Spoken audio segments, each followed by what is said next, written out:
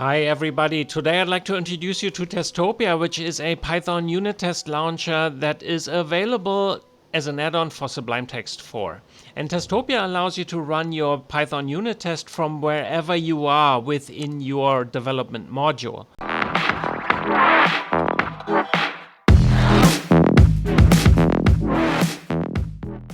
So you would position your cursor somewhere, you press a key binding, Control B, and it will run your unit tests. Testopia uses under the hood the standard key binding for the build system launcher in Sublime.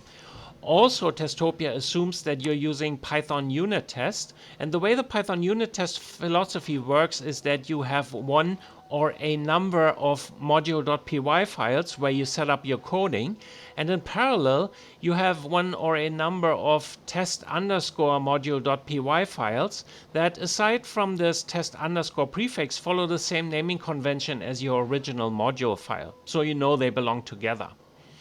And then within this test file here, you can now set up your either functional tests or your class-based tests.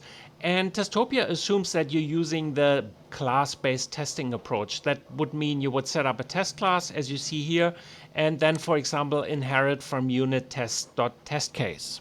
Now, once you set up all your tests in here, you can assign a build system to that file by going to Tools, Build System, and then pick a Python build system. And you can then press Ctrl B to run all the tests that are contained within this module. Alternatively, you can go to your shell and you can enter the top folder of your package. You can activate your environment, and then, as I have already done here, you can press Python-m unit test and you can run your unit tests. Now, this works pretty well as long as you don't have a very large code base that runs for a very long time. Also, as long as you don't have too many test files that you have frequently to search for. And you might accidentally have closed the test file, and then you have to go through your folder structure to find it. It's the same thing really here. If you accidentally close this window, you have to do all this setup work again to run your tests. So obviously, you don't want to do this multiple times an hour or multiple times a minute, as you would have to do if you would do a test-driven development and combined with a continuous integration approach. So Testopia helps you to get away with all of this. As I already showed you, it allows you to run your tests from your development module by just positioning your cursor. And I can show you that again by putting the cursor next to this num_fails variable here.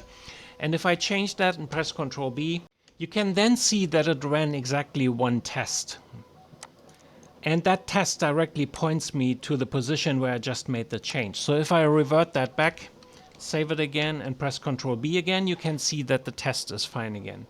Now, this is one way how to communicate to Testopia the section of the code you want to test. You can also use the multi-cursor functionality from Sublime to select a second position, for example, here in this log results method. And if I press Ctrl B now with my two cursors in place, you can see that two tests have been run. Now you can also see that it produced an error message for this log results method, and the reason is that I haven't implemented a test for that in that test module here.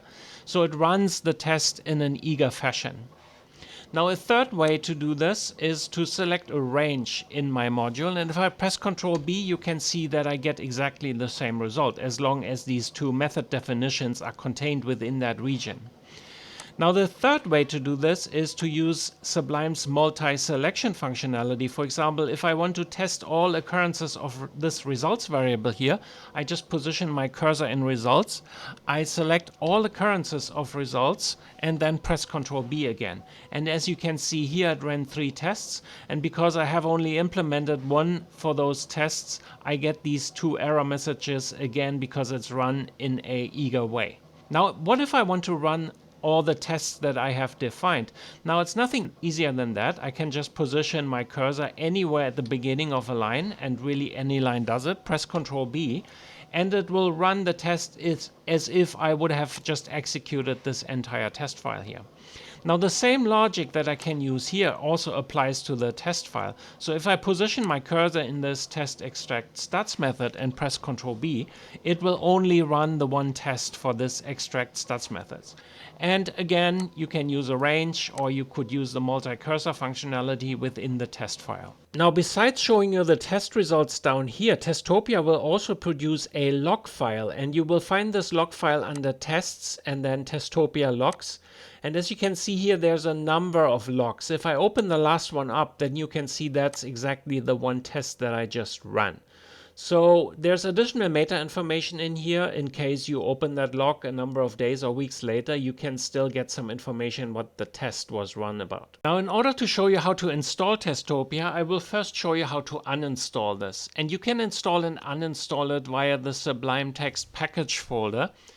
And because I'm on Windows, that package folder happens to be in my user directory, app data, roaming, Sublime Text, and packages. And if I do an ls in here, you can see that there's a Testopia folder that contains all my Testopia package files. If I do an ls on the user directory, you can see that there is a testopia-sublime-build file. And that testopia-sublime-build file can be selected via Tools, Build System, and you see that I have selected it here right now. So I can do an rm testopia, and I have to force this. And if I run this, I can confirm that. If I do an ls now, you see that it's gone. Now, in the same way, I can remove from the user directory the testopia-sublime-build file. And if I do an ls user, you can now see that that Testopia file is gone. So if I go back to Sublime Text now, into Tools, Build System, you can see that Testopia is gone now. And if I select the file and press Ctrl B again, then you can see that I get a warning message that no build system is assigned to this particular file. I will close down Sublime to reinstall. And installing Testopia is really, really easy. I just go into my GitHub, and as you can see here, there is a manual install section within that Testopia documentation. But there's also for Windows a code snippet that I can just copy. And once I copied it, I paste it in here. I confirm that. Now, depending how you set up GitHub, you might have to enter an RSA key, which I will do just now. And there's a comment here, you just confirm that by pressing enter, it will do nothing. I clear this, and if I do an ls now, you can see that the Testopia folder is back. And if I do an ls on user, then you can see that the Testopia Sublime build file is back again. I can now open up Sublime Text again. And what I will do is I will go to Tools, Build System, and I will select Testopia. Now, for me, it's already selected from the previous install, but you will select it here. Now, once you have installed Testopia, you should configure it, and you can do so via the Testopia Sublime build file. To open that, I go back and I open that up. It's in my user directory again. And this is what the file looks like. You can basically change all the parameters down here.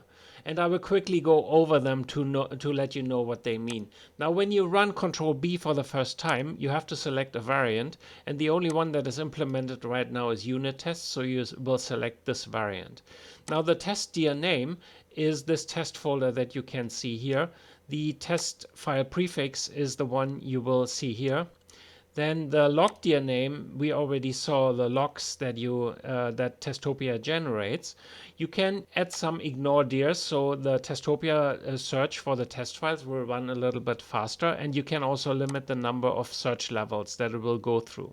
Now, if I set the cleanup flag to true here, then the number of logs that Testopia will produce will be limited, and you will define this log preserve threshold here to limit the number of logs. So in my case, all logs that are older than 10 days will be deleted, and also whatever logs exceed the count of 10 will be deleted from here in a first in, first out manner. Testopia has to know your executable, and it will first search within your package directory, and if it doesn't find it there, it will fall back to xxdir. Also notice that I'm using pipenv, and pipenv has this nomenclature of creating this .virtualenv file.